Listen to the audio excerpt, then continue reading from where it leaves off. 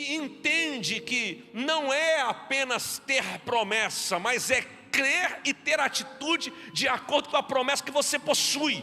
Porque quando você tem promessa e você põe o pé para caminhar em direção à conquista dela, meu irmão, se foi Deus que prometeu, fica tranquilo que você vai conquistar o que Deus disse que era seu. Josué 1, 6 a 8. Glória a Deus. Quem está feliz nesta noite, diga amém. Diz assim a palavra do Senhor: sê forte e corajoso, porque tu farás este povo herdar a terra que, sob juramento, prometi dar a seus pais. Então somente sê forte e muito corajoso para teres o cuidado de fazer segundo toda a lei que meu servo Moisés te ordenou. Dela não te desvies, nem para a direita, nem para a esquerda, para que sejas bem-sucedido por onde quer que andares. Não cesses de falar deste livro da lei, antes medita nele dia e noite, para que tenhas cuidado de fazer segundo tudo quanto nele está escrito. Então farás prosperar o teu caminho e serás bem-sucedido. Quem deseja ser bem-sucedido em tudo? Nós te louvamos por tua palavra, inclinamos o nosso coração e pedimos que o Senhor encontre lugar em nós e ministre sobre a nossa vida.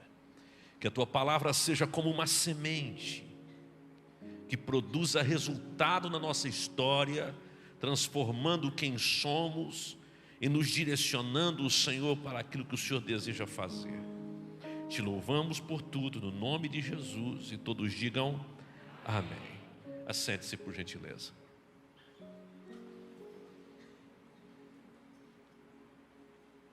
Esta parte da história de Josué é incrível. Quando nós nos deparamos com o final da história de Josué, nós entendemos por que é que ele termina como terminou. Quer dizer, bem-sucedido. Ele termina bem-sucedido. As últimas palavras de Josué refletem o tipo de vida que ele teve até então. Ele está dizendo para o povo de Israel: olha, vocês vão tomar uma decisão se vocês querem servir ou não a Deus. Agora, eu e a minha casa serviremos ao Senhor. Você vai ver que Josué, ele começa bem, ele continua bem e ele termina de forma excelente. E eu hoje estou falando com gente que está começando o ano de 2023 bem. Você vai viver neste ano de forma agradável a Deus e você vai terminar de forma excelente. Quem crê, diga amém. Pois bem, Deus chama Moisés. Josué é um daqueles 12 que Moisés enviou para espiar a terra, a Canaã, a terra prometida. E é justamente o coração de Josué que projeta Josué para a posição que ele acaba ocupando. É de forma natural. Existem pessoas que se achegam a nós e de forma natural elas ocupam um espaço mais perto por causa do coração, por causa da fé. Josué, juntamente com Caleb, eles foram o contraponto em relação àquilo que os outros 10 estavam falando sobre a terra prometida, porque eles acabaram contagiando toda a nação de Israel, dizendo que a terra era ruim. Quer dizer, a terra é boa, mas é impossível de conquistar. A terra tem frutos excelentes, mas tem dono.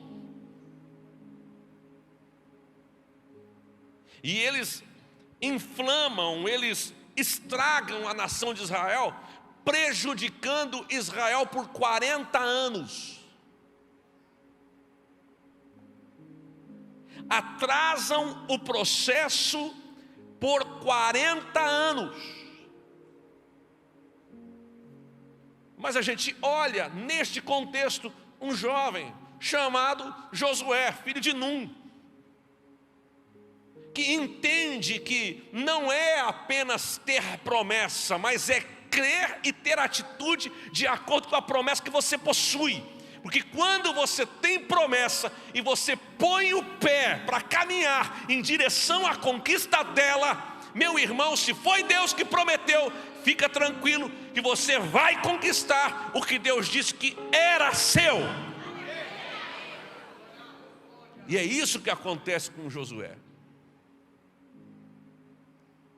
Até então, Josué tinha um reflexo de um relacionamento com Deus de Moisés. Tudo que ele sabia de Deus era ouvindo Moisés dizer. Imagine Moisés dizendo: fui no Sinai. Olha, e você sabe, foi no Sinai que Moisés recebeu toda a informação do que depois ele escreveu, o Pentateuco, Gênesis, Êxodo, Levítico, Número e Deuteronômio. Ele recebe lá. Existem aqueles que acreditam que Deus praticamente colocou diante de Moisés uma tela mostrando para ele como que as coisas aconteceram, como foram criadas, e depois Moisés escreveu. Foi no Sinai. Lá no Sinai ele recebeu a revelação de Deus. E Josué está ouvindo. Às vezes Moisés está aconselhando alguém e Josué está ouvindo. Às vezes alguém chega: olha, Moisés, a carga está pesada. E Moisés, quando está conversando, Josué está perto ouvindo. É uma escolha. Se você vai andar com quem sempre está levando o problema para frente, ou se você vai andar com alguém que sempre tem resposta para o problema dos outros. Se você andar com alguém que sempre está levando problema para frente, você vai ser um problemático. Mas se você andar com um Moisés da vida, andar com alguém que ama a palavra, que ama a Deus, que ouve a voz de Deus, você sempre terá a resposta para os problemas dos outros. Agora, no capítulo 1 de Josué, Moisés não está mais aqui. Deus não fala agora com Josué através de Moisés. No versículo 1, Deus diz para ele: Moisés, meu servo, morreu. Agora a conversa é contigo.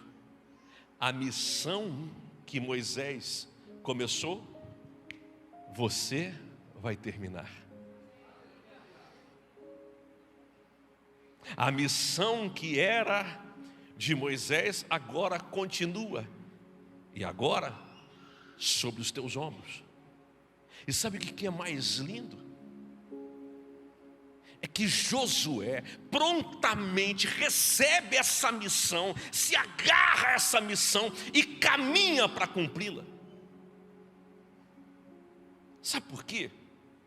Olha as expressões que Deus usa para falar com Josué. Assim como fui com Moisés, assim serei contigo. Ninguém poderá te resistir. Irmão, irmã, quando eu leio essas palavras, eu fico pensando: qual é a dúvida que pode permanecer num coração quando o próprio Deus diz: assim como eu fui com ele? E você sabe, glória a Deus que Deus escondeu o corpo de Moisés. Porque se achassem, até hoje ia ter fila quilométrica. Eles iam venerar o corpo dele. E Deus escondeu. Que coisa incrível. porque era um homem extraordinário. Moisés foi um homem extraordinário. Deus falava com ele face a face. Mas agora Deus está falando é com Josué. Sabe por quê? Escute o que eu vou dizer. O que Deus prometeu para a sua família, pode ser que seu pai não viveu em totalidade, mas não significa que porque seu pai não viveu em totalidade, a promessa que Deus fez, que a promessa caiu por terra. Se o seu pai não viveu com totalidade, agora a incumbência, a missão é sua. O que ele não viveu, você vai viver. É tempo de você crer e continuar avante, sabendo que existe uma terra para ser conquistada.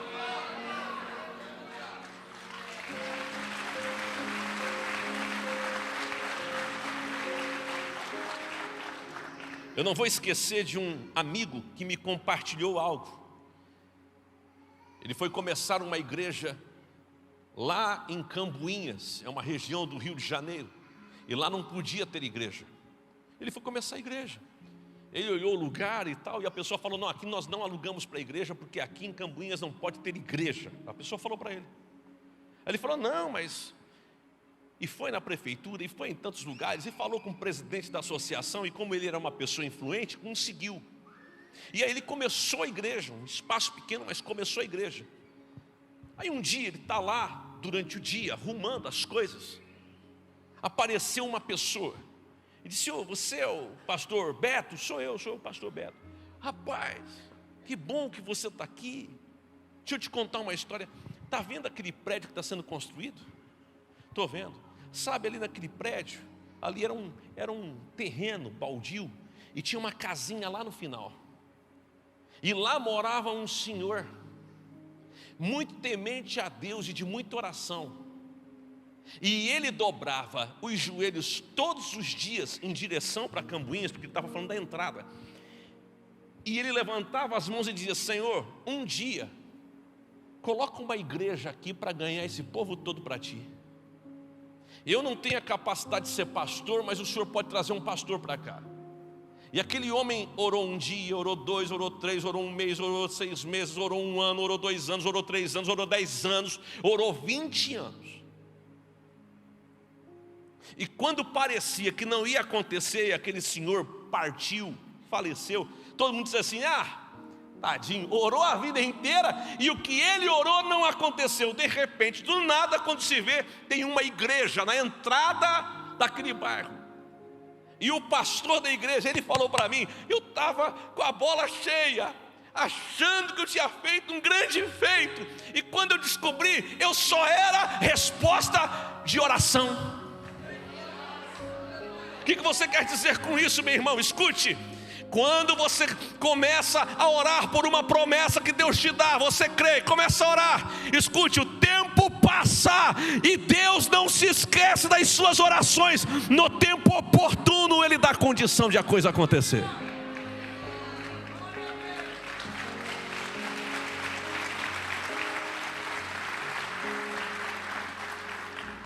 E eu quero concluir falando aqui sobre 3 princípios para os dias de hoje. 3 princípios para os dias de hoje. Primeiro, não se afaste da palavra de Deus. Diga: eu não posso me afastar da palavra de Deus. Deus está dizendo assim, ó: não cesses de falar deste livro da lei. Você só fala do que você está cheio. A boca fala do que o coração está cheio. Se você ficar ouvindo porcaria, é porcaria que vai sair da sua boca. Meu carro vai para lavar, quando volta, eu ligo o carro, está ligado numa estação. Sempre diferente da 95.1, que é a nossa rádio 24 horas aqui. Aí, às vezes eu estou... Tá baixinha a música. Eu digo: mas não é a nossa rádio, eu vou ouvir. Outro dia eu aumentei o volume, não acreditei no que eu estava ouvindo. Meu Deus, desculpa a expressão que eu vou usar aqui, que não cabe nem numa igreja, mas infelizmente, né, você sabe, a corriqueira do dia a dia, música de corno. Rapaz, Eu fiquei pensando, porque quando eu ouvi aquilo, uma aberração daquela, eu vi que a pessoa que cantava não cantava sozinha, tinha uma multidão cantando. Eu fiquei pensando, mas uma multidão cantando uma música dessa, como é que está o relacionamento desse povo? Porque a boca fala, a pessoa vai alimentando a própria alma de lixo. O que vai sair pela boca dela, senão lixo? Então Deus está dizendo o seguinte: olha, quer saber? Se relacione com a minha lei, com os meus princípios, com a minha palavra, com os meus preceitos, com os meus mandamentos, porque é aqui que a sua vida vai ser diferente. O segundo princípio é: medita na palavra em todo o tempo. O segredo é meditar na palavra. A Bíblia não pode ser um lugar só para consultar. A Bíblia precisa ser a base da sua vida e da sua fé. Você tem que olhar para a palavra entendendo que ela vai definir o teu destino, ela vai ser resposta de Deus para a sua vida. E quando Deus diz medita na palavra, Deus está dizendo em outras palavras: cuide do que você pensa. Mente desocupada é oficina do diabo. É o ditado popular. Se você não cuida com o que você pensa, cuidado até com a precipitação do pensamento. Tem gente estressado porque está pensando que o outro está pensando, o que ele está pensando, que ele não queria pensar, porque o outro está pensando que está pensando que. Triste.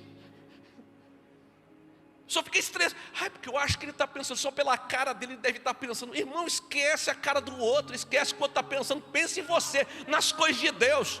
Coloque as promessas de Deus na sua mente e medita nelas.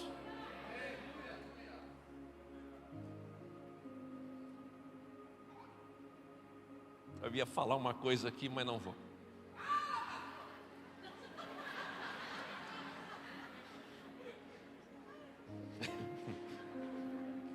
Eu encontrei um amigo, ele estava com uma cara feia para mim. Eu disse: meu Deus, o que é isso, rapaz? O cara, acho que eu fiz mal para ele alguma coisa. O que aconteceu? Fui? Eu disse: eu tenho que perguntar para ele. Daqui a pouco ele olhou para mim do nada e falou: rapaz, estou com uma diarreia. Às vezes não tem nada nem a ver com você, e você está, ai, o cara olhou para mim com uma cara feia, ele está passando mal, irmão. Outro que aquele com diarreia fizesse assim, não deu, né? Crente.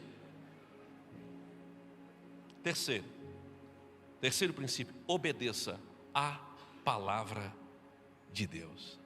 Você sempre acerta quando obedece o que Deus mandou você fazer. Deus falou, defina como um ponto de partida para a sua vida. A gente gosta sempre da parte B do versículo 8 de Josué 1. Então farás prosperar o teu caminho e serás bem sucedido. A gente quer essa parte, mas tem a contrapartida. Não cesses de falar deste livro da lei, medita de dia e de noite, cuide para cumprir tudo aquilo que está escrito nele, e então farás prosperar o teu caminho. Não pense que você vai fazer o seu caminho prosperar para depois que o seu caminho prosperou, agora eu vou começar a falar do livro, a falar dos princípios, a falar da palavra, a viver na palavra, a obedecer à voz de Deus. Não é assim. Primeiro, você cumpre os princípios. Não negocie o que é inegociável. Os princípios da palavra de Deus irão definir o rumo da sua história, o rumo da sua vida. E eu vou dizer uma coisa para você: princípios não é para inibir as suas ações. Princípios é para proteger quem você é. Quando você pratica os princípios, você está protegendo a sua própria história, a sua própria vida.